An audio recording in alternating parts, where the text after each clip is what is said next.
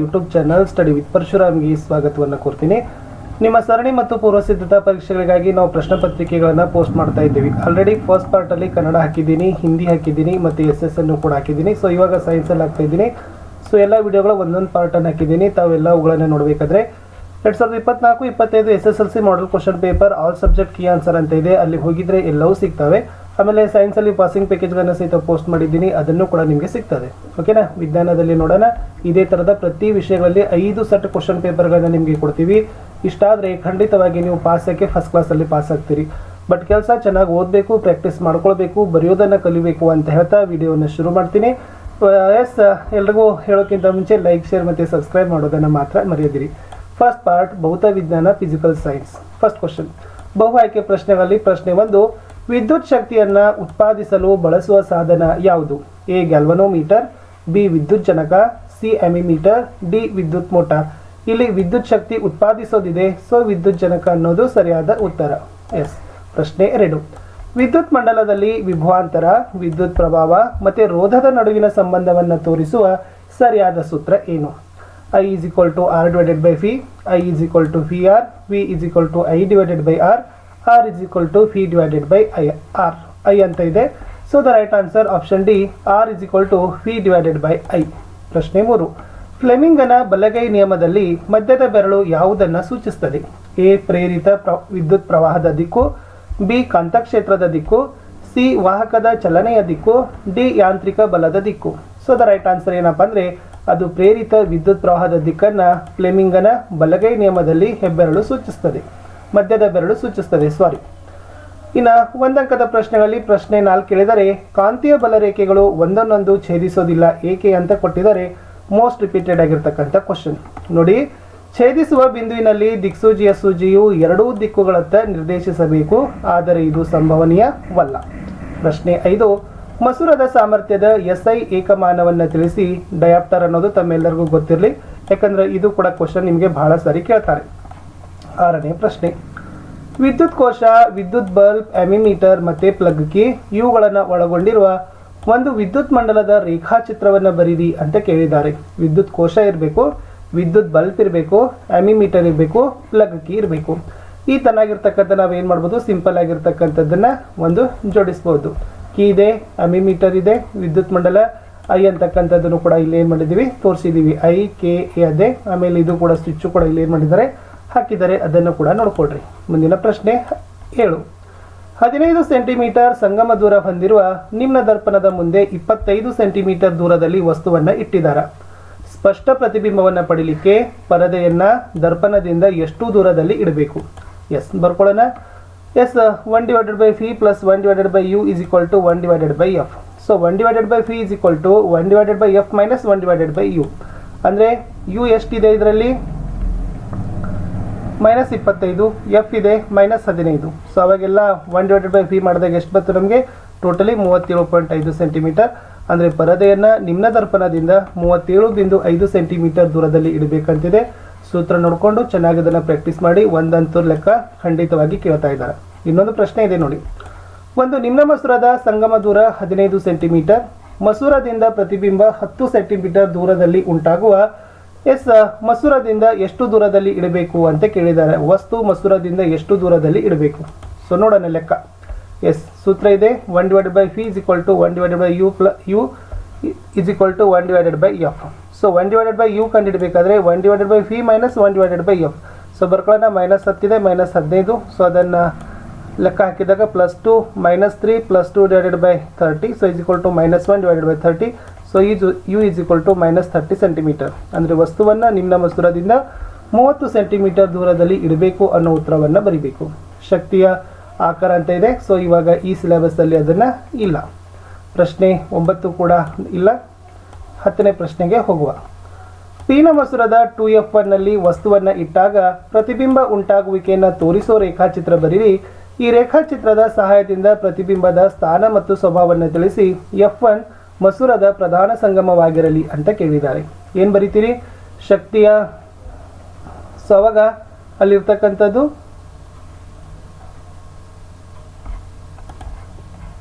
ಪ್ರಶ್ನೆ 10.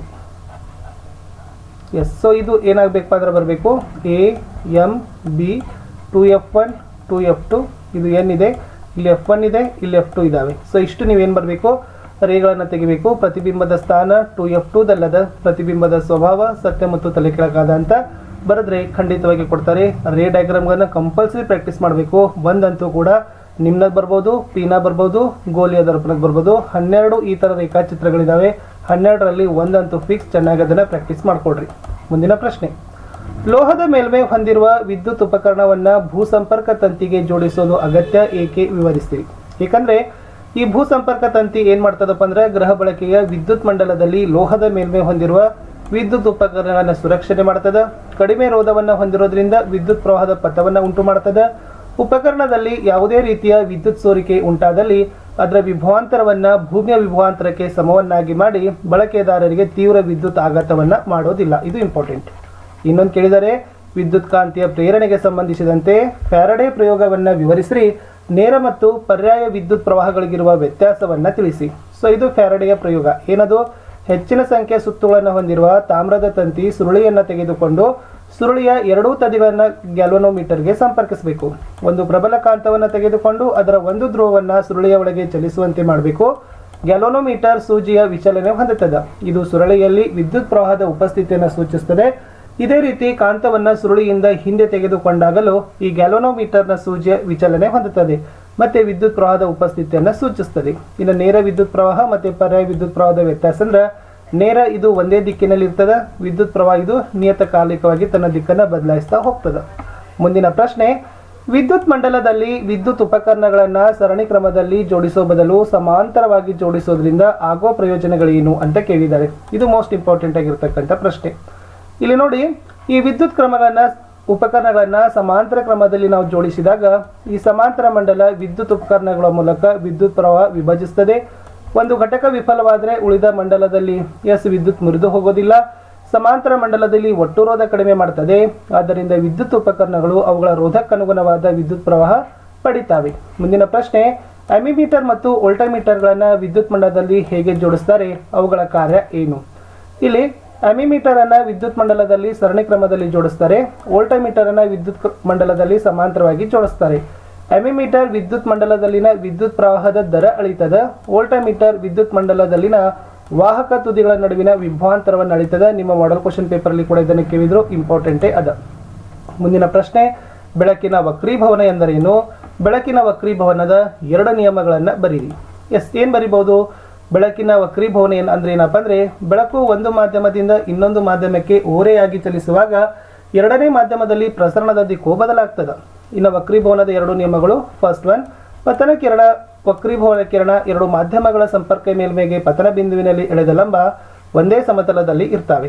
ಅಂದ್ರೆ ಕೊಟ್ಟಿರೋ ಬೆಳಕಿನ ನಿರ್ದಿಷ್ಟ ಬಣ್ಣ ಮತ್ತೆ ನೀಡಿರುವ ಜೋಡಿ ಮಾಧ್ಯಮಗಸಿಗೆ ಪತನ ಕೋನದ ಸೈನು ಮತ್ತೆ ವಕ್ರೀಮ ಕೋನದ ಸೈನುಗಳ ಅನುಪಾತ ಸ್ಥಿರವಾಗಿರ್ತದೆ. ಎರಡನೇದು, ಗಾಳಿಯಲ್ಲಿ ಬೆಳಕಿನ ವೇಗ ಮಾಧ್ಯಮದಲ್ಲಿ ಬೆಳಕಿನ ವೇಗಗಳಿರುವ ಅನುಪಾತ. ಇನ್ನು ಗಾಳಿಯಲ್ಲಿ ಬೆಳಕಿನ ವೇಗ ಮತ್ತು ವಜ್ರದಲ್ಲಿ ಬೆಳಕಿನ ವೇಗಗಳ ಅನುಪಾತ 2.42 ಅಂತಕ್ಕಂಥದ್ದು ಇತ್ತು. ಸೊ ಇಷ್ಟು ಏನಾಗಿತ್ತಪ್ಪ ಅಂದರೆ ಬೆಳಕಿನ ವಕ್ರೀಭವನದ ನಿಯಮಗಳನ್ನು ಕೊಟ್ಟೆ. ಸೊ ಇವತ್ತಿನ ವಿಡಿಯೋದಲ್ಲಿ ಕೇವಲ ಫಿಸಿಕಲ್ ಸೈನ್ಸ್ನಲ್ಲಿ ಫಿಸಿಕ್ಸ್ದು ಮಾತ್ರ ಸಾಕು. ನಾನು ನೆಕ್ಸ್ಟ್ ವಿಡಿಯೋದಲ್ಲಿ ಕೆಮಿಸ್ಟ್ರಿ ಮತ್ತು ಬಯೋಗಳನ್ನು ತೆಗೆದುಕೊಂಡು ಬರ್ತೀನಿ. ವಿಡಿಯೋಗಳನ್ನು ಲೈಕ್, ಶೇರ್ ಮತ್ತು ಸಬ್ಸ್ಕ್ರೈಬ್ ಮಾಡೋದನ್ನು ಮಾತ್ರ ಮರೆಯದಿರಿ. ಉಳಿದ ಎಲ್ಲ ಪ್ರಶ್ನೆ ಪತ್ರಿಕೆಗಳ ವಿಡಿಯೋಗಳಿದ್ದಾವೆ, ನೋಡಿ ಬೆನಿಫಿಟ್ ಮಾಡಿಕೊಡ್ರಿ ಅಂತ ಹೇಳ್ತಾ ಸಿಗ್ತೀನಿ ಹೊಸ ವಿಡಿಯೋದಲ್ಲಿ. ಅಂಟಿಲ್ ಟೇಕ್ ಕೇರ್, ಬಾಯ್. ಆತ್ಮೀಯ ಸ್ನೇಹಿತರೆ, ತಮ್ಮೆಲ್ಲರಿಗೂ ಕೂಡ ನಿಮ್ಮದೇ ಆಗಿರ್ತಕ್ಕಂಥ ಯೂಟ್ಯೂಬ್ ಚಾನಲ್ ಸ್ಟಡಿ ವಿತ್ ಪರಶುರಾಮ್ಗೆ ಸ್ವಾಗತವನ್ನು ಕೊಡ್ತೀನಿ. SSLC ಸರಣಿ ಮತ್ತು ಪೂರ್ವ ಸಿದ್ಧತಾ ಪರೀಕ್ಷೆಗಾಗಿ ನಾನು ಫಸ್ಟ್ ಸೆಟ್ಟಲ್ಲಿ ಕ್ವಶನ್ ಪೇಪರನ್ನು ಪೋಸ್ಟ್ ಮಾಡ್ತಾ ಇದ್ದೀನಿ. ಇದು ಮೊದಲ ಸೆಟ್ಟಲ್ಲಿ ನಾನು ಆಲ್ರೆಡಿ ಫಿಸಿಕ್ಸಲ್ಲಿ ನಿಮಗೆ ಕ್ವಶನ್ ಪೇಪರನ್ನು ಹಾಕಿದ್ದೆ. ಸೊ ಇವತ್ತೇನು ಮಾಡ್ತಾ ಇದ್ದೀನಿ ಅಂತಂದರೆ ಕೆಮಿಸ್ಟ್ರಿಯಲ್ಲಿನೂ ಕೂಡ ನೋಡೋಣ. ಸೊ ದಯಮಾಡಿ ವಿಡಿಯೋಗಳನ್ನು ಲೈಕ್ ಮತ್ತು ಶೇರ್, ಸಬ್ಸ್ಕ್ರೈಬ್ ಮಾಡೋದನ್ನು ಮಾತ್ರ ಮರೆಯದಿರಿ. ನಿಮ್ಮ ಎಲ್ಲ ವಿಷಯಗಳಲ್ಲಿ ಇದೇ ಥರದ ನಿಮಗೆ ಸರಣಿ ಪೂರ್ವ ಸಿದ್ಧತೆಗಾಗಿ ಕ್ವಶನ್ ಪೇಪರ್ಗಳನ್ನು, ಪಾಸಿಂಗ್ ಪ್ಯಾಕೇಜ್ಗಳನ್ನು, ಸ್ಕೋರಿಂಗ್ ಪ್ಯಾಕೇಜ್ಗಳನ್ನು ಹಾಕಿದ್ದೀವಿ. ಸೊ ಸೈನ್ಸಲ್ಲಿ ನೋಡಬೇಕಾದ್ರೆ SSLC science passing and scoring package 2025 ಅಂತಲೇ ಒಂದು ಪ್ಲೇಲಿಸ್ಟ್ ಲಿಂಕ್ ಅದ. ಅಲ್ಲಿ ಒತ್ತಿದ್ರೆ ನಿಮಗೆ ಸೈನ್ಸ್ನ ಎಲ್ಲ ಮಟೀರಿಯಲ್ಗಳು ಸಿಗ್ತಾವೆ. ಸೊ ನೋಡಿ, ಲೈಕ್, ಶೇರ್ ಮತ್ತು ಸಬ್ಸ್ಕ್ರೈಬ್ ಮಾಡೋದನ್ನು ಮಾತ್ರ ಮರೆಯದಿರಿ ಅಂತ ಇನ್ನೊಂದು ಸರಿ ಹೇಳ್ತಾ, ಕೆಮಿಸ್ಟ್ರಿಯಲ್ಲಿ ಇರ್ತಕ್ಕಂಥ ಮೋಸ್ಟ್ ಇಂಪಾರ್ಟೆಂಟ್ ಕ್ವಶನ್ಸ್ಗಳನ್ನು ನೋಡುವ ಈ ಕ್ವಶನ್ ಪೇಪರಲ್ಲಿ. ಪ್ರಶ್ನೆ 14, ನೀರಿನ ವಿದ್ಯುತ್ ವಿಭಜನೆ ಕ್ರಿಯೆಯಲ್ಲಿ ಕ್ಯಾಥೋಡ್ನಲ್ಲಿ ಬಿಡುಗಡೆಯಾಗೋ ಅನಿಲ ಯಾವುದು ಅಂತ ಕೇಳಿದರೆ ಬಿ ಹೈಡ್ರೋಜನ್ ಅನ್ನೋದು ಸರಿ ಇದೆ. ಪ್ರಶ್ನೆ 15, ಕ್ಲೋರಿನ್ ಪರಮಾಣು ಸಂಖ್ಯೆ 17. ಆಧುನಿಕ ಆವರ್ತಕ ಕೋಷ್ಟಕದಲ್ಲಿ ಈ ಧಾತುವಿನ ಆವರ್ತ ಸಂಖ್ಯೆ ಕೇಳಿದ್ದಾರೆ. ಸೊ ಅದು 3 ಅಂತ ಬರ್ತದೆ. ಇನ್ನು ಒಂದು ದ್ರಾವಣ ಕೆಂಪು ಲಿಟ್ಮಸ್ ಅನ್ನು ನೀಲಿ ಬಣ್ಣಕ್ಕೆ ಬದಲಾಯಿಸಿದರೆ ಅದರ pH ಮೌಲ್ಯ ಎಷ್ಟು ಅಂತ ಕೇಳಿದ್ದಾರೆ. ಸೊ ಅದರ pH ಮೌಲ್ಯ ಎಷ್ಟಾಗ್ತದಪ್ಪ ಅಂತ ಅನ್ನೋದನ್ನು ನೀವು ನನಗೆ ಕಮೆಂಟನ್ನು ಕೊಡಿ. ಇನ್ನು ಆಧುನಿಕ ಆವರ್ತಕ ನಿಯಮಗಳನ್ನು ಬರೆಯಿರಿ. ಸೊ 18ನೇ ಪ್ರಶ್ನೆ, ಪ್ಲಾಸ್ಟರ್ ಆಫ್ ಪ್ಯಾರಿಸ್ನ ಯಾವುದಾದರೂ 2 ಉಪಯೋಗಗಳನ್ನು ಬರೀಲಿಕ್ಕೆ ಕೇಳಿದ್ದಾರೆ. ಸೊ ಪ್ಲಾಸ್ಟರ್ ಆಫ್ ಪ್ಯಾರಿಸ್ನ ಉಪಯೋಗ ಏನಪ್ಪ ಅಂದರೆ ಮುರಿದ ಮೂಳೆಗಳಿಗೆ ಆಧಾರ ಕೊಡುತ್ತದೆ, ಆಟಿಕೆಗಳ ತಯಾರಿಕೆ, ಅಲಂಕಾರಿಕ ವಸ್ತುಗಳ ತಯಾರಿಕೆ, ನುಣುಪಾದ ಮೇಲ್ಮೈ ವಸ್ತುಗಳ ನಿರ್ಮಾಣ ಮಾಡಲು ಅನ್ನೋದು ಇಂಪಾರ್ಟೆಂಟ್ ಇತ್ತು. ಮುಂದಿನ ಪ್ರಶ್ನೆ, ಈಥಿನ್ನ ಅಣುವಿನ ರಚನಾ ವಿನ್ಯಾಸ ಬರೀರಿ. ಕಲ್ಕೊಂಡೋಗಿ ಮೋಸ್ಟ್ ಇಂಪಾರ್ಟೆಂಟ್ ಆಗಿರ್ತಕ್ಕಂಥ ಈಥಿನ್ನ ಅಣುರಚನೆ C2H4 ಅಂತಕ್ಕದ್ದನ್ನು ಕರೀತಾರೆ. ಇಂಪಾರ್ಟೆಂಟ್. ಪ್ರಶ್ನೆ 20, A, B ಮತ್ತು C ದ್ರಾವಣಗಳ pH ಮೌಲ್ಯ ಕ್ರಮವಾಗಿ 5, 6 ಮತ್ತು 7 ಇದೆ. ಅತಿ ಹೆಚ್ಚು ಆಮ್ಲೀಯ ಸ್ವಭಾವವನ್ನು ಹೊಂದಿರೋ ದ್ರಾವಣ ಯಾವುದು ಮತ್ತು ಏಕೆ ಅಂತ ಕೇಳಿದ್ದಾರೆ. ಸೊ ಅದರಲ್ಲಿ ಎ ದ್ರಾವಣ ಅತಿ ಹೆಚ್ಚು ಆಮ್ಲೀಯ ಸ್ವಭಾವವನ್ನು ಹೊಂದದ, ಏಕೆಂದರೆ ಅದರಲ್ಲಿ H+ ಅಯಾನುಗಳು ಇದಾವೆ. ಮುಂದಿನ ಪ್ರಶ್ನೆ, ಲವಣದ ದ್ರಾವಣದ ವಾಹಕತೆಯನ್ನು ಪರೀಕ್ಷಿಸಲು ಉಪಯೋಗಿಸುವ ಉಪಕರಣಗಳ ಜೋಡಣೆಯ ಚಿತ್ರವನ್ನು ಬರೀರಿ. ಗ್ರಾಫೈಟ್ ದಂಡವನ್ನು ಗುರುತಿಸಿರಿ. ಸೊ ಈ ತನ್ನಾಗಿರ್ತಕ್ಕಂಥದ್ದು ಚಿತ್ರ ಬರ್ತದೆ. ಲವಣದ ದ್ರಾವಣದ ವಾಹಕತೆಯನ್ನು ಪರೀಕ್ಷಿಸೋದು ಇದು ಗ್ರಾಫೈಟ್ನ ದಂಡವನ್ನು ನೀವೇನು ಮಾಡಬೇಕಿತ್ತು, ಗುರುತಿಸಬೇಕಿತ್ತು. ನೀಟಾಗಿ ಚಿತ್ರಗಳನ್ನು ತೆಗಿಬೇಕು. ಕಾರಣ ಕೊಡಿ. ಲೋಹಗಳನ್ನು ಅಡುಗೆ ಪಾತ್ರೆಗಳ ತಯಾರಿಕೆಯಲ್ಲಿ ಉಪಯೋಗಿಸ್ತಾರೆ ಅಂತ ಕೇಳಿದ್ದಾರೆ. ಸೊ ಲೋಹಗಳನ್ನು ಅಡುಗೆ ಪಾತ್ರೆಗಳ ತಯಾರಿಕೆಯಲ್ಲಿ ಉಪಯೋಗಿಸ್ತಾರೆ, ಏಕೆಂದರೆ ಅವು ಉಷ್ಣದ ಉತ್ತಮ ವಾಹಕಗಳು, ಅತಿ ಹೆಚ್ಚು ಕರಗುವ ಬಿಂದುವನ್ನು ಹೊಂದಿದ್ದಾವೆ, ಕುಟ್ಯತೆಯ ಗುಣಗಳನ್ನು ಹೊಂದಿದ್ದಾವೆ. ಎರಡನೇದು, ಈ ಸೋಡಿಯಂ ಲೋಹವನ್ನು ಸೀಮೆಎಣ್ಣೆಯಲ್ಲಿ ಸೇಕರಿಸುತ್ತಾರೆ ಅಂತ ಕೇಳಿದ್ದಾರೆ. ಸೋಡಿಯಂ ಲೋಹವನ್ನು ಸೀಮೆಎಣ್ಣೆಯಲ್ಲಿ ಸೇಕರಿಸಿಡ್ತಾರೆ, ಏಕೆಂದರೆ ಸೋಡಿಯಂ ವಾತಾವರಣದಲ್ಲಿರುವ ಆಕ್ಸಿಜನ್ ಮತ್ತು ನೀರಿನೊಂದಿಗೆ ಕ್ಷಿಪ್ರವಾಗಿ ವರ್ತಿಸ್ತದೆ. ಆದ್ದರಿಂದ ಸೀಮೆಎಣ್ಣೆ, ಆದರೆ ಅದು ಸೀಮೆಎಣ್ಣೆಗೆ ವರ್ತನೆ ಮಾಡೋದಿಲ್ಲ ಅನ್ನೋ ಕಾರಣಕ್ಕಾಗಿ ಸೀಮೆಎಣ್ಣೆಯಲ್ಲಿ ಸಂಗ್ರಹಿಸಿ ಇಟ್ಟಿರ್ತಾರೆ. ಇನ್ನೊಂದು ಪ್ರಶ್ನೆ ಅದ, ಕ್ಯಾಲ್ಸಿಯಂ ಲೋಹ ನೀರಿನೊಂದಿಗೆ ವರ್ತಿಸಿದಾಗ ಬಿಡುಗಡೆಯಾಗುವ ಹೈಡ್ರೋಜನ್ ಅನಿಲ ಹೊತ್ತಿಕೊಳ್ಳೋದಿಲ್ಲ, ಏಕೆ ಅಂತ ಕೇಳಿದ್ದಾರೆ. ಸೊ ಉತ್ತರ ನೋಡೋದಾದರೆ, ನೀರಿನೊಂದಿಗೆ ಕ್ಯಾಲ್ಸಿಯಂನ ಪ್ರತಿವರ್ತನೆಯ ತೀವ್ರತೆ ಅತಿ ಕಡಿಮೆ ಆಗಿರ್ತದೆ. ಬಿಡುಗಡೆಯಾಗುವ ಉಷ್ಣ ಹೈಡ್ರೋಜನ್ ಹೊತ್ತಿಕೊಳ್ಳಲು ಸಾಕಾಗೋದಿಲ್ಲ ಅಂತಕ್ಕದ್ದನ್ನು ಬರೆದ್ರೆ ನಿಮಗೆ ಉತ್ತರ ಕಂಪ್ಲೀಟ್ ಆಗ್ತದೆ. ಪ್ರಶ್ನೆ ಬಿ, ಅಯಾನಿಕ್ ಸಂಯುಕ್ತಗಳು ಹೆಚ್ಚಿನ ಕರಗುವ ಮತ್ತು ಕುದಿಯುವ ಬಿಂದುವನ್ನು ಹೊಂದಿದ್ದಾವೆ ಅಂತ ಕೇಳಿದ್ದಾರೆ. ಅಯಾನುಗಳ ನಡುವೆ ಪ್ರಬಲ ಅಯಾನಿಕ್ ಬಂಧವನ್ನು ಒಡೆಯಲು ಅತಿ ಹೆಚ್ಚು ಶಕ್ತಿ ಬೇಕಾಗ್ತದೆ ಅನ್ನೋದನ್ನು ಪಾಯಿಂಟ್ಸನ್ನಲ್ಲಿ ಏನು ಮಾಡಬೇಕಿತ್ತು, ಬರಿಬೇಕಿತ್ತು. ಮುಂದಿನ ಪ್ರಶ್ನೆ 3 ಅಂಕದ್ದು. ಸಾರರಿಕ್ತ ಸಲ್ಫ್ಯೂರಿಕ್ ಆಮ್ಲದೊಂದಿಗೆ ಸತುವಿನ ಚೂರುಗಳ ವರ್ತನೆ ಮತ್ತು ಉರಿಸುವಿಕೆಯ ಮೂಲಕ ಹೈಡ್ರೋಜನ್ ಅನಿಲದ ಪರೀಕ್ಷೆಯನ್ನು ತೋರಿಸುವ ಉಪಕರಣಗಳ ಜೋಡಣೆಯ ಚಿತ್ರ ಬರೀರಿ. ಸತುವಿನ ಚೂರುಗಳು ಮತ್ತು ನಿರ್ಗಮನ ನಾಳವನ್ನು ಗುರುತಿಸ್ರಿ ಅಂತ ಕೇಳಿದ್ದಾರೆ. ಸೊ ಅಲ್ಲಿ ನೀವುಗಳು ಕೂಡ ಏನು ಮಾಡಬೇಕಾಗಿತ್ತು, ಈ ಚಿತ್ರವನ್ನು ಬರೆದು ಇದು ನಿರ್ಗಮನ ನಾಳ ಮತ್ತು ಇದು ಸತುವಿನ ಚೂರುಗಳು ಅಂತ ಗುರುತಿಸಬೇಕಿತ್ತು. ಚೆನ್ನಾಗಿ ಡಯಾಗ್ರಾಮ್ಗಳನ್ನು ಪ್ರಾಕ್ಟೀಸ್ ಮಾಡಿಕೊಡ್ರಿ, ಯಾಕಂದರೆ ಅಲ್ಲಿಂದ ನೀವು 10 ರಿಂದ 12 ಮಾರ್ಕ್ಸ್ ಏನು ಮಾಡ್ತೀರಿ, ಡಯಾಗ್ರಾಮ್ಗಳಿಂದ ತೆಗಿತೀರಿ. ಪ್ರಶ್ನೆ 25, ರಾಸಾಯನಿಕ ಕ್ರಿಯೆಗಳಿಗೆ ಸರಿದೂಗಿಸಿದ ರಾಸಾಯನಿಕ ಸಮೀಕರಣಗಳನ್ನು ಬರೀರಿ ಅಂತ ಕೇಳಿದ್ದಾರೆ. ಮೊದಲ ಪ್ರಶ್ನೆ, ಈ ಕ್ಯಾಲ್ಸಿಯಂ ಕಾರ್ಬೋನೇಟ್ ಉಷ್ಣದೊಂದಿಗೆ ವರ್ತಿಸಿದಾಗ ಕ್ಯಾಲ್ಸಿಯಂ ಆಕ್ಸೈಡ್ ಮತ್ತು ಕಾರ್ಬನ್ ಡೈಆಕ್ಸೈಡ್ ಕೊಡ್ತದೆ ಅಂತ ಕೇಳಿದ್ದಾರೆ. ಸೊ ಇದ್ರದ್ದು ಕೂಡ ನಿಮ್ಗೆ ಏನು ಮಾಡಬೇಕಾಗಿತ್ತು, ರಾಸಾಯನಿಕ ಸಮೀಕರಣಗಳನ್ನು ಬರಿಬೇಕಿತ್ತು. ಇದನ್ನು ಸಿಂಪಲ್ ಆಗಿ ಬರಿಬೋದು. CaCO3 heat it gives to CaO + CO2 ಅಂತಕ್ಕಂಥದ್ದು ಉತ್ತರದಲ್ಲಿ ಏನಾಗ್ತದಪ್ಪ ಅಂತಂದ್ರೆ ಬರ್ತದೆ. ಮುಂದಿನ ಪ್ರಶ್ನೆ, ಹೈಡ್ರೋಜನ್ ಮತ್ತು ಕ್ಲೋರಿನ್ ಇವೆರಡೂ ಕೂಡ ಸಂಯೋಗ ಹೊಂದಿ ಹೈಡ್ರೋಜನ್ ಕ್ಲೋರೈಡನ್ನು ಕೊಡ್ತವೆ ಅಂತ ಕೇಳಿದ್ದಾರೆ. ಸೊ ಇದನ್ನು ಏನು ಬರಿಬೋದು, H2 + Cl2 it gives 2HCl ಅನ್ನೋದು ಸಮೀಕರಣ. ಮುಂದಿನ ಪ್ರಶ್ನೆ, ಮೆಗ್ನೀಸಿಯಂ ಮತ್ತು ಹೈಡ್ರೋಕ್ಲೋರಿಕ್ ಆಮ್ಲ ಸಂಯೋಗ ಹೊಂದಿ ಈ ಮೆಗ್ನೀಸಿಯಂ ಕ್ಲೋರೈಡ್ ಮತ್ತು ಹೈಡ್ರೋಜನ್ಗಳನ್ನು ಬಿಡುಗಡೆ ಮಾಡ್ತವೆ ಅಂತ ಕೇಳಿದ್ದಾರೆ. ಇದನ್ನು ಸಮೀಕರಣದಲ್ಲಿ ಬರೆದ್ರೆ 2Mg + 2HCl it gives 2MgCl2 + H2 ಅನ್ನೋದು ಉತ್ತರ. ಇನ್ನೊಂದು ಪ್ರಶ್ನೆ ಇದೆ, ಕಬ್ಬಿಣದ ಮೊಳೆಯನ್ನು ತಾಮ್ರದ ಸಲ್ಫೇಟ್ ದ್ರಾವಣದಲ್ಲಿ ಮುಳುಗಿಸಿದಾಗ ಜರುಗೋ ರಾಸಾಯನಿಕ ಕ್ರಿಯೆ ವಿಧ ಯಾವುದು, ಏಕೆ? ಈ ರಾಸಾಯನಿಕ ಕ್ರಿಯೆಗೆ ಸರಿದೂಗಿಸಿದ ರಾಸಾಯನಿಕ ಸಮೀಕರಣ ಬರೀರಿ ಅಂತ ಕೇಳಿದ್ದಾರೆ. ಸೊ ಅದು ರಾಸಾಯನಿಕ ಸ್ಥಾನಪಲ್ಲಟ ಕ್ರಿಯೆ ಆಗ್ತದೆ, ಏಕೆಂದರೆ ಹೆಚ್ಚು ಕ್ರಿಯಾಪಟುವಾಗಿರುವ ಈ ಕಬ್ಬಿಣ ತಾಮ್ರದ ಸಲ್ಫೇಟ್ ದ್ರಾವಣದಿಂದ ತಾಮ್ರವನ್ನು ಸ್ಥಾನಪಲ್ಲಟಗೊಳಿಸ್ತದೆ. ಅದರ ಸಮೀಕರಣ Fe + CuSO4 it gives FeSO4 + Cu ಅನ್ನೋದು ಉತ್ತರ. ಇನ್ನೊಂದು ಪ್ರಶ್ನೆ, ರಚನಾ ಸಮಾಂಗಿ ಅಂದರೆ ಏನು? ಬ್ಯೂಟೇನ್ನ ಅಣುಸೂತ್ರ ಮತ್ತು ರಚನಾ ವಿನ್ಯಾಸ ಬರೀರಿ ಅಂತ ಕೇಳಿದ್ದಾರೆ. ಸಿಂಪಲ್ ಆಗಿ ಬರೀಬಹುದು. ಒಂದೇ ಅಣುಸೂತ್ರ ಆದರೆ ವಿಭಿನ್ನ ರಚನೆಯನ್ನು ಹೊಂದಿರುವ ಕಾರ್ಬನ್ ಸಂಯುಕ್ತಗಳನ್ನೇ ನಾವು ರಚನಾ ಸಮಾಂಗಿ ಅಂತ ಕರಿತೀವಿ. ಬ್ಯೂಟೇನ್ C4H10 ಅದರ ರಚನಾ ಸೂತ್ರ ಈ ತನ್ನಾಗಿರ್ತದೆ. ಕೆಳಗಡೆ ಒಟ್ಟು 4 C ಬರೀತೀರಿ, ಸುತ್ತಲೂ ಎಲ್ಲ ಏನು ಮಾಡಬೇಕು, H10ಗಳನ್ನು ಬರೆದ್ರೆ ಸರಿಯಾಗ್ತದೆ. ಇನ್ನೊಂದು ಪ್ರಶ್ನೆ, ಕೆಟನೀಕರಣ ಅಂದರೆ ಏನು? ಆಲ್ಕಿನ್ನ ಸಾಮಾನ್ಯ ಸೂತ್ರ ಬರೀರಿ. ಇದು ಕಾರ್ಬನ್ನ ಅನನ್ಯ ಗುಣವಾಗಿದ್ದು ಇತರೆ ಕಾರ್ಬನ್ ಪರಮಾಣುಗಳೊಂದಿಗೆ ಬಂಧಗಳನ್ನು ಏರ್ಪಡಿಕೊಂಡು ಬೃಹತ್ ಅಣುಗಳನ್ನು ಕೊಡೋದೇ ಕೆಟನೀಕರಣ.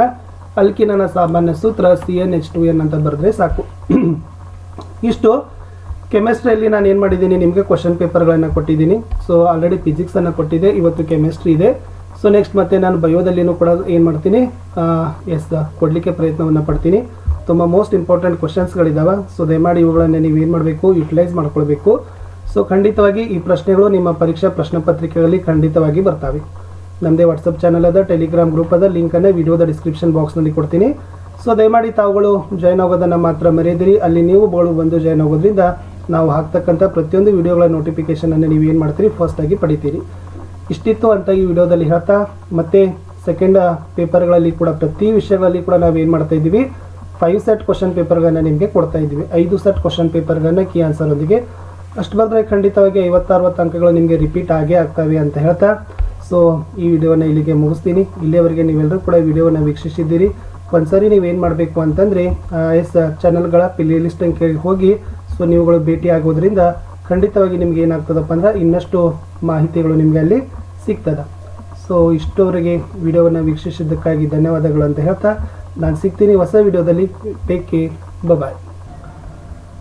ಆತ್ಮೀಯ ಸ್ನೇಹಿತರೆ, ತಮ್ಮೆಲ್ಲರಿಗೂ ಕೂಡ ನಿಮ್ಮದೇ ಆಗಿರ್ತಕ್ಕಂಥ ಯೂಟ್ಯೂಬ್ ಚಾನಲ್ ಸ್ಟಡಿ ವಿತ್ ಪರಶುರಾಮ್ಗೆ ಸ್ವಾಗತವನ್ನು ಕೋರ್ತೀನಿ. SSLCಯ ಸರಣಿ ಮತ್ತು ಪೂರ್ವ ಸಿದ್ಧತಾ ಪರೀಕ್ಷೆಗಳಲ್ಲಿ ನಾವುಗಳು ಏನು ಮಾಡ್ತಾ ಇದ್ದೀವಿ, ನಿಮಗೆ ಕ್ವಶನ್ ಪೇಪರ್ಗಳನ್ನು ಕೊಡ್ತಾ ಇದ್ದೀವಿ.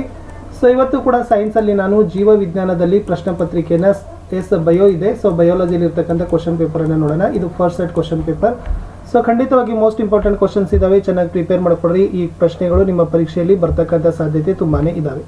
ಸೊ ಆಲ್ರೆಡಿ ಎಲ್ಲ ವಿಡಿಯೋಗಳನ್ನು ಹಾಕಿದ್ದೀವಿ. ವಿಡಿಯೋದ ಡಿಸ್ಕ್ರಿಪ್ಷನ್ ಬಾಕ್ಸ್ನಲ್ಲಿ SSLC ಮಾಡೆಲ್ ಕ್ವಶನ್ ಪೇಪರ್ 2024-25 ಒತ್ತಿದ್ರೆ ಎಲ್ಲ ವಿಷಯಗಳ ಲಿಂಕ್ಗಳನ್ನು ನೀವು ಸಿಗ್ತದೆ, ನೀವು ಅವುಗಳನ್ನು ನೋಡ್ಬೋದು.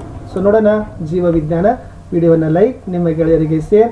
ಫಸ್ಟ್ ಟೈಮನ್ನು ನೀವುಗಳು ನಮ್ಮ ಚಾನಲ್ಗೆ ವಿಸಿಟ್ ಮಾಡಿದರೆ ಸಬ್ಸ್ಕ್ರೈಬ್ ಮಾಡೋದನ್ನು ಮಾತ್ರ ಮರೆಯದಿರಿ. ಬಹು ಆಯ್ಕೆ ಪ್ರಶ್ನೆಗಳಲ್ಲಿ ಮೊದಲ ಪ್ರಶ್ನೆ, ಸೌರ ಬೆಳಕಿನಿಂದ ಬರುವ ನೆರಳಾತೀತ ವಿಕಿರಣವನ್ನು ಹೀರಿಕೊಳ್ಳುವ ವಾತಾವರಣದ ಪದರವು ಈ ಅಣುವಿನಿಂದ ಆಗಿದೆ ಅಂತ ಕೇಳಿದರೆ ಅದು O3 ದಿಂದಾಗದ. ಸೊ O3 ಅಂದರೆ ಓಝೋನ್ ಅಂತ ಅರ್ಥ. ಪ್ರಶ್ನೆ 28, ಮಾನವನಲ್ಲಿ ಲೈಂಗಿಕ ಸಂಪರ್ಕದಿಂದ ಹರಡುವ ವೈರಸ್ನ ಸೋಂಕು ಅಂತ ಕೇಳಿದ್ದಾರೆ. ಸೊ ಅದು ಆಪ್ಷನ್ ಎ ಏಡ್ಸ್ ಅಂತಕ್ಕಂಥದ್ದು ಸರಿಯಾದ ಉತ್ತರ. ಏಡ್ಸ್ ಏನಾಗ್ತದಪ್ಪ ಅಂದ್ರೆ ಲೈಂಗಿಕ ಸಂಪರ್ಕದಿಂದ ಹರಡುವ ಒಂದು ರೋಗ. ಒಂದಂಕದ ಪ್ರಶ್ನೆಗಳು, ಪರಿಸರ ವ್ಯವಸ್ಥೆಯಲ್ಲಿ ವಿಘಟಕರ ಪಾತ್ರವೇನು ಅಂತ ಕೇಳಿದ್ದಾರೆ. ಇವು ಸತ್ತ ಸಸ್ಯ ಮತ್ತು ಪ್ರಾಣಿಗಳ ವಸ್ತುಗಳನ್ನು ವಿಘಟಿಸಿ ಪರಿಸರವನ್ನು ಸ್ವಚ್ಛಗೊಳಿಸಿ ಸಮತೋಲನವನ್ನು ಕಾಪಾಡ್ತಕ್ಕಂಥ ಕೆಲಸ ವಿಘಟಕಗಳು ಮಾಡ್ತಾವೆ.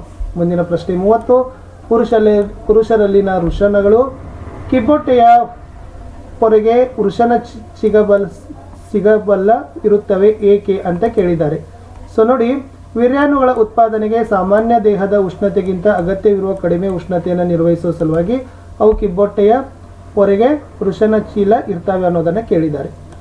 ಓಝೋನ್ ಎಷ್ಟು ಆಮ್ಲಜನಕದ ಪರಮಾಣುಗಳಿಂದ ಆಗಿದೆ ಅಂತ ಕೇಳಿದ್ದಾರೆ. ಸೊ ಮೇಲೇನೇ ಇದೆ ಉತ್ತರ. O3 ಅಂದರೆ 3 ಆಕ್ಸಿಜನ್ ಪರಮಾಣುಗಳಿಂದ ಓಝೋನ್ ರಚನೆ ಆಗದು. ಮುಂದಿನ ಪ್ರಶ್ನೆ, ಈ ಕೆಳಗಿನ ಸಸ್ಯ ಹಾರ್ಮೋನುಗಳ ಕಾರ್ಯಗಳನ್ನು ಕೇಳಿದ್ದಾರೆ. ಆಕ್ಸಿನ್ ಮತ್ತು ಸೈಟೋಕೈನಿನ್ ವೆರಿ ಇಂಪಾರ್ಟೆಂಟ್ ಅದ. ಆಕ್ಸಿನ್ ನೋಡಿ, ಇದು ಪ್ರಮುಖವಾಗಿ ಕಾಂಡಗಳಲ್ಲಿ ಮತ್ತು ಸಸ್ಯದ ಬಹುತೇಕ ಭಾಗಗಳಲ್ಲಿ ಜೀವಕೋಶಗಳು ಉದ್ದವಾಗಿ ಬೆಳೀಲಿಕ್ಕೆ ಕೆಲಸ ಮಾಡ್ತದೆ. ಸೈಟೋಕೈನಿನ್ ಹಣ್ಣು ಮತ್ತು ಬೀಜಗಳಲ್ಲಿ ಕೋಶ ವಿಭಜನೆ ಮಾಡ್ತದೆ. ಸಮಗ್ರವಾಗಿ ಸಸ್ಯದ ಬೆಳವಣಿಗೆಯನ್ನು ಉತ್ತೇಜನ ಮಾಡ್ತಕ್ಕಂಥ ಕೆಲಸ ಸೈಟೋಕೈನಿನ್ ಮಾಡ್ತದೆ. ಮುಂದಿನ ಪ್ರಶ್ನೆ, ಒಂದು ಹೂವಿನ ನೀಳಛೇದ ನೋಟವನ್ನು ತೋರಿಸೋ ಚಿತ್ರ ಬರೀರಿ, ಅಂಡಾಶಯವನ್ನು ಗುರುತಿಸ್ರಿ. ಸೊ ಇಷ್ಟು ನೀವೇನು ಮಾಡಬೇಕಾಗಿತ್ತು, ಹೂವಿನ ಚಿತ್ರವನ್ನು ಬರೆದು ಈ ಮಧ್ಯದಲ್ಲಿರ್ತಕ್ಕಂಥ ಅಂಡಾಶಯ ಅಂತ ಭಾಗ ಗುರುತಿಸಿದರೆ 2 ಅಂಕ ಕೊಡ್ತಾರೆ. ಚೆನ್ನಾಗಿ ಪ್ರಾಕ್ಟೀಸ್ ಮಾಡಿಕೊಡ್ರಿ. ಈ ಚಿತ್ರ ಬರ್ತಕ್ಕಂಥ ಸಾಧ್ಯತೆ ತುಂಬಾ ಅದ. ಇನ್ನು 3 ಮಾರ್ಕ್ಸ್ ಕ್ವಶನ್. ಪ್ರಶ್ನೆ 34, ಎತ್ತರ TT ಬಟಾಣಿ ಸಸ್ಯವನ್ನು ಕುಬ್ಜ TT ಬಟಾಣಿ ಸಸ್ಯದೊಂದಿಗೆ ಸಂಕರಣಗೊಳಿಸಿದಾಗ ಏಕತಳೀಕರಣ F2 ಪೀಳಿಗೆಯಲ್ಲಿ ಉಂಟಾಗುವ ಫಲಿತಾಂಶವನ್ನು ಚಕ್ಕರ್ ಬೋರ್ಡ್ ಸಹಾಯದಿಂದ ವ್ಯಕ್ತಪಡಿಸ್ರಿ. ಮತ್ತು ಸಸ್ಯಗಳ ವಿಧಗಳ ಅನುಪಾತಗಳನ್ನು ತಿಳಿಸಿ. ಮೋಸ್ಟ್ ಇಂಪಾರ್ಟೆಂಟ್, ಇದನ್ನು ನೀವು ಪ್ರಾಕ್ಟೀಸ್ ಮಾಡ್ಕೊಂಡು ಹೋಗಲೇಬೇಕು. ಲಿಂಗಾಣುಗಳು capital T small t, capital T TT TT, small t TT TT. ಶುದ್ಧ ಗಿಡ ಅನುಪಾತ ಶುದ್ಧ ಎತ್ತರ ಶುದ್ಧ ಗಿಡ TT TT TT 1 2 1. ಸೊ ಎತ್ತರದ ಕುಬ್ಜ 3:1 ಅಂತಕ್ಕಂಥದ್ದು ಚೆನ್ನಾಗಿ ಪ್ರಾಕ್ಟೀಸ್ ಮಾಡಿ. ಸೊ ಇದು ಕ್ವಶನ್ಸ್ ನಿಮಗೆ ಫಿಕ್ಸ್ ಆಗಿರ್ತಕ್ಕಂಥದ್ದೇ ಕ್ವಶನ್ಸ್. 35, ಪೋಷಣಾಸ್ತರ ಅಂದರೆ ಏನು, ಪರಿಸರ ವ್ಯವಸ್ಥೆಯಲ್ಲಿ ಶಕ್ತಿ ಹರಿವು ಯಾವಾಗಲೂ ಏಕಮುಖನೇ ಆಗಿರ್ತದೆ ಏಕೆ ವಿವರಿಸಿರಿ. ಆಹಾರ ಪದ್ಧತಿಯ ಪ್ರತಿಯೊಂದು ಹಂತ ಅಥವಾ ಮಟ್ಟಕ್ಕೇನೆ ಪೋಷಣ ಸ್ತರ ಅಂತ ಕರಿತೀವಿ. ಯಾಕಪ್ಪ ಅಂದ್ರೆ ಈ ಸ್ವಪೋಷಕಗಳಿಂದ ತಯಾರಾದ ಶಕ್ತಿ ಪುನಃ ಸೌರಶಕ್ತಿಗೆ ಹಿಂತಿರುವುದಿಲ್ಲ. ವಿವಿಧ ಪೋಷಣಾ ಸ್ತರಗಳ ಮೂಲಕ ಶಕ್ತಿ ಕ್ರಮೇಣವಾಗಿ ಮುಂದೆ ಸಾಗಿದಂತೆ ಹಿಂದಿನ ಹಂತಗಳಿಗೆ ಶಕ್ತಿ ದೊರಕೋದಿಲ್ಲ. ವಿವಿಧ ಪೋಷಣಾ ಸ್ತರಗಳ ಮೂಲಕ ಕ್ರಮೇಣವಾಗಿ ಮುಂದೆ ಸಾಗಿದಂತೆ ಹಿಂದಿನ ಹಂತಗಳಿಗೆ ಶಕ್ತಿ ಸಿಗೋದಿಲ್ಲ. ವಿಭಿನ್ನ ಹಂತದಲ್ಲಿ ಶಕ್ತಿ ಉಷ್ಣದ ರೂಪದಲ್ಲಿ ನಷ್ಟವಾಗ್ತದೆ ಅಂತ ಬರೆದ್ರೆ ಸಾಕು. ಮುಂದಿನ ಪ್ರಶ್ನೆ, ಹೊಸ ಪ್ರಭೇದವೊಂದರ ಉಗಮಕ್ಕೆ ಕಾರಣವಾದ 4 ಅಂಶಗಳು. So very important. ನಿಸರ್ಗದ ಆಯ್ಕೆ, ಅನುವಂಶೀಯವಾಗಿ ಹೊಸ ಲಕ್ಷಣಗಳ ಗಳಿಸುವಿಕೆ, ಅಂಶವಾಯುಗಳ ಹರಿವು, DNA ಬದಲಾವಣೆ ಅಂತ ಬರೆದ್ರೆ ಸಾಕು. ಬಿ ಇದೆ ನೋಡಿ. ಒಂದು ಜೀವಿಯು ತನ್ನ ಜೀವಿತ ಅವಧಿಯಲ್ಲಿ ಪಡೆದ ಅನುಭವಗಳನ್ನು ಅದರ ಸಂತತಿಗೆ ವರ್ಗಾಯಿಸಲಿಕ್ಕೆ ಸಾಧ್ಯವಿಲ್ಲ, ಕಾರಣ ಕೊಡಿ ಅಂತ ಕೇಳಿದ್ದಾರೆ. ಸೊ ಏನು ಬರಿಬಹುದಂದ್ರೆ, ಅಲೈಂಗಿಕ ಅಂಗಾಂಶಗಳಾದ ಬದಲಾವಣೆ ಲಿಂಗಾನುಕೋಶದ DNA ವರ್ಗಾವಣೆ ಆಗೋದಿಲ್ಲ ಅಂತ ಬರಿಬೇಕು. ಅಥವಾ ಈ ಪಳೆಯುಳಿಕೆ ಎಂದರೇನು, ಪಳೆಯುಳಿಕೆಗಳ ಕಾಲವನ್ನು ಅಂದಾಜು ಮಾಡೋ ವಿಧಾನಗಳನ್ನು ಕೇಳಿದ್ರು. ಸೊ ವೆರಿ ಈಸಿ ಅದ. ಸೊ ಭೂಪದರಗಳಲ್ಲಿ ಸಂರಕ್ಷಿಸಲ್ಪಟ್ಟ ಅವಶೇಷಗಳನ್ನೇ ಪಳೆಯುಳಿಕೆ ಅಂತೀವಿ. ಸಾಪೇಕ್ಷ ವಿಧಾನ, ಸಮಸ್ಥಾನಿಗಳನ್ನು ಬಳಸಿ ಕಾಲ ಪತ್ತೆ ಹಚ್ಚುವ ವಿಧಾನ, ಇವೆರಡು ಬರೆದ್ರೆ ಸಾಕು. ಇನ್ನು ಮುಂದಿನ ಪ್ರಶ್ನೆ ನೋಡಿ 37. ಕೋಶೀಯ ಉಸಿರಾಟದ ಮೊದಲ ಹಂತದಲ್ಲಿ ಗ್ಲೂಕೋಸ್ ಅನುಕೋಶ ದ್ರವ್ಯದಲ್ಲಿ ಯಾವ ಅಣುವಾಗಿ ವಿಭಜಿಸಲ್ಪಡುತ್ತದೆ? ಉಸಿರಾಟದ ವಿಧವನ್ನು ತಿಳಿಸಿ, ಅವುಗಳ ನಡುವಣ ಯಾವುದಾದರೂ 2 ವ್ಯತ್ಯಾಸಗಳನ್ನು ತಿಳಿಸಿ ಅಂತ ಕೇಳಿದ್ದಾರೆ. ಸೊ ಇದರಲ್ಲಿ ನೀವು ಪೈರುವೇಟ್ ಅಣುವಾಗಿ ವಿಭಜನೆಪಡ್ತದೆ. ಅದರಲ್ಲಿ ವಾಯುವಿಕ ಉಸಿರಾಟ ಮತ್ತು ಅವಾಯುವಿಕ ಉಸಿರಾಟ ಅಂತ 2 ವಿಧಗಳು. ವಾಯುವಿಕ ಉಸಿರಾಟದಲ್ಲಿ ಆಕ್ಸಿಜನ್ ಬಳಕೆ ಆಗ್ತದೆ, ಅವಾಯುವಿಕದಲ್ಲಿ ಆಕ್ಸಿಜನ್ ಬಳಕೆಯಾಗೋದಿಲ್ಲ. ವಾಯುವಿಕದಲ್ಲಿ ಕಾರ್ಬನ್ ಡೈಆಕ್ಸೈಡ್ ನೀರು ಬಿಡುಗಡೆ ಆದರೆ ಅವಾಯುವಿಕದಲ್ಲಿ ಇಥೆನಾಲ್ ಮತ್ತು ಕಾರ್ಬನ್ ಡೈಆಕ್ಸೈಡ್ ಬಿಡುಗಡೆ ಆಗ್ತದೆ. ವಾಯುವಿಕ ಉಸಿರಾಟ ಮೈಟ್ರೋಕಾಂಡ್ರಿಯಾದಲ್ಲಿ ನಡೀತದೆ, ಅವಾಯುವಿಕ ಕೋಶದ್ರವ್ಯದಲ್ಲಿ ನಡೀತದೆ. ವಾಯುವಿಕದಲ್ಲಿ ಉನ್ನತ ಜೀವಿಗಳಲ್ಲಿ ಕಂಡು ಬರ್ತದೆ, ಅವಾಯುವಿಕ ಕೆಳಹಂತದ ಜೀವಿಗಳಲ್ಲಿ ಕಂಡು ಬರ್ತದೆ. ಇನ್ನು ದ್ಯುತಿ ಸಂಶ್ಲೇಷಣೆಗೆ ಅಗತ್ಯವಾದ ಅಂಶಗಳು ಯಾವುವು? ಈ ಪ್ರಕ್ರಿಯೆಯಲ್ಲಿ ಜರುಗುವ ಘಟನೆಗಳನ್ನು ತಿಳಿಸಿ, ಈ ಪ್ರಕ್ರಿಯೆಯನ್ನು ಸರಿದೂಗಿಸಿದ ರಾಸಾಯನಿಕ ಸಮೀಕರಣದ ಮೂಲಕ ವ್ಯಕ್ತಪಡಿಸಿ ಅಂತ ಕೇಳಿದ್ದಾರೆ. ಈ ದ್ಯುತಿ ಸಂಶ್ಲೇಷಣೆಗೆ ಅಗತ್ಯವಾದ ಅಂಶಗಳು ಕಾರ್ಬನ್ ಡೈಆಕ್ಸೈಡ್, ನೀರು, ಖನಿಜಗಳು, ಸೂರ್ಯನ ಬೆಳಕು ಮತ್ತು ಕ್ಲೋರೋಫಿಲ್. ಈ ದ್ಯುತಿ ಸಂಶ್ಲೇಷಣೆಯಲ್ಲಿ ಜರುಗತಕ್ಕಂಥ ಘಟನೆಗಳಲ್ಲಿ ಕ್ಲೋರೋಫಿಲ್ನಿಂದ ಬೆಳಕಿನ ಶಕ್ತಿ ಹೀರೋದು, ಬೆಳಕಿನ ಶಕ್ತಿ ರಾಸಾಯನಿಕ ಶಕ್ತಿಯಾಗಿ ಪರಿವರ್ತನೆಯಾಗೋದು, ನೀರಿನ ಅಣುಗಳು ಹೈಡ್ರೋಜನ್ ಮತ್ತು ಆಕ್ಸಿಜನ್ ಅಣುಗಳಾಗಿ ವಿಭಜಿಸೋದು, ಕಾರ್ಬನ್ ಡೈಆಕ್ಸೈಡ್ ಕಾರ್ಬೋಹೈಡ್ರೇಟ್ ಆಗಿ ಅಪಕರಿಸಲ್ಪಡೋದು. ಸಮೀಕರಣ 6CO2 6H2O + 12H2O it gives to 6C6H12O6 + 6O2. ಅದು 6H2 ಅಂತ ಈ ಕಡೆನೇ ಬರಬೇಕು. ಅದು ಓಕೆನಾ. ಇಲ್ಲಿ 6H2 ಅಂತಕ್ಕಂಥದ್ದನ್ನು ಬರೆದ್ರೆ ಸಾಕು. ಇಲ್ಲಿ ಕೇವಲ 6CO2 ಅಂತಕ್ಕಂಥ ಅಷ್ಟೇ ಹಾಕಿ. ಸೊ ಇಲ್ಲಿ ಸೌರ ಬೆಳಕು, ಕ್ಲೋರೋಫಿನ್, ಗ್ಲೂಕೋಸ್ ಅಂತ ಬರೆದ್ರೆ ಇದು ದ್ಯುತಿ ಸಂಶ್ಲೇಷಣೆ ಕ್ರಿಯಾ ಸಮೀಕರಣ ಆಗ್ತದೆ. ಲಾಸ್ಟ್ ಮಾನವನ ಮಿದುಳಿನ ರಚನೆ ಬರೀಬೇಕು. ಅದರಲ್ಲಿ ಮಹಾಮಸ್ತಿಷ್ಕ ಮತ್ತು ಅನುಮಸ್ತಿಷ್ಕ ಗುರುತಿಸ್ಲಿಕ್ಕೆ ಹೇಳಿದ್ದಾರೆ. ಇಷ್ಟು ನೀಟಾಗಿ ನೀವು ಚಿತ್ರಗಳನ್ನ ಬರೆದು ಏನು ಮಾಡಬೇಕಪ್ಪ ಅಂದರೆ ಅನುಮಸ್ತಿಷ್ಕ ಮಹಾಮಸ್ತಿಷ್ಕಗಳನ್ನು ಗುರುತಿಸ್ತಕ್ಕಂಥ ಕೆಲಸವನ್ನು ಆಗಬೇಕು. ಇಷ್ಟಿತ್ತು ಸ್ನೇಹಿತರೆ ಈ ವಿಡಿಯೋದಲ್ಲಿ ಅಂತ ಹೇಳ್ತಾ, ವಿಡಿಯೋನ ಲೈಕ್, ಶೇರ್ ಹಾಗೂ ಸಬ್ಸ್ಕ್ರೈಬ್ ಮಾಡೋದನ್ನು ಮಾತ್ರ ಮರೆಯದಿರಿ. ಎಲ್ಲ ವಿಷಯಗಳಲ್ಲಿ ಕೂಡ ನಾವು ಸೀರೀಸ್ ಎಕ್ಸಾಮ್ ಪ್ರಶ್ನೆ ಪತ್ರಿಕೆಗಳನ್ನು ಪೋಸ್ಟ್ ಮಾಡ್ತಾ ಇದ್ದೀವಿ. ನೀವು ಅವುಗಳ ಬೆನಿಫಿಟ್ಗಳನ್ನು ತೊಗೊಳ್ಬೇಕು, ಚೆನ್ನಾಗಿ ಅವುಗಳನ್ನು ಓದಬೇಕು ಅಂತ ಹೇಳ್ತಾ, ಎಲ್ಲ ಪಾಠದ ಪ್ರಶ್ನೋತ್ತರ ವಿಡಿಯೋಗಳ ಸಹಿತ ಲೈನಪ್ ಮಾಡಿದ್ದೀವಿ. ಅವುಗಳನ್ನು ಸಹಿತ ನೋಡಿ. ಮುಂದೆ ವಾಟ್ಸಪ್ ಚಾನಲ್ ಅದ, ಟೆಲಿಗ್ರಾಮ್ ಗ್ರೂಪ್ ಅದ, ಅವುಗಳ ಲಿಂಕನ್ನು ನಾನು ವಿಡಿಯೋದ ಡಿಸ್ಕ್ರಿಪ್ಷನ್ ಬಾಕ್ಸ್ನಲ್ಲಿ ಕೊಡ್ತೀನಿ. ಸೊ ನೀವುಗಳು ಕೂಡ ಏನು ಮಾಡಿ ಅಂತಂದರೆ ಆ ವಾಟ್ಸಪ್ ಚಾನಲ್ಗಳಿಗೆ ಮತ್ತು ಟೆಲಿಗ್ರಾಮ್ ಗ್ರೂಪ್ಗಳಿಗೆ ಬಂದು ಜಾಯ್ನ್ ಆಗೋದ್ರಿಂದ ನಾವು ಆಗ್ತಕ್ಕಂಥ ವಿಡಿಯೋದ ಪ್ರತಿಯೊಂದು ನೋಟಿಫಿಕೇಷನನ್ನು ನೀವು ಫಸ್ಟಾಗಿ ನೋಡ್ತೀರಿ. ಇಷ್ಟೇ ಇತ್ತು ಈ ವಿಡಿಯೋದಲ್ಲಿ ಅಂತ ಹೇಳ್ತಾ, ಇಲ್ಲಿಯವರೆಗೆ ನೀವೆಲ್ಲರೂ ಕೂಡ ವಿಡಿಯೋನ ವೀಕ್ಷಿಸಿದ್ದೀರಿ. ಸೊ ವಿಡಿಯೋ ವೀಕ್ಷಿಸಿದ್ದಕ್ಕಾಗಿ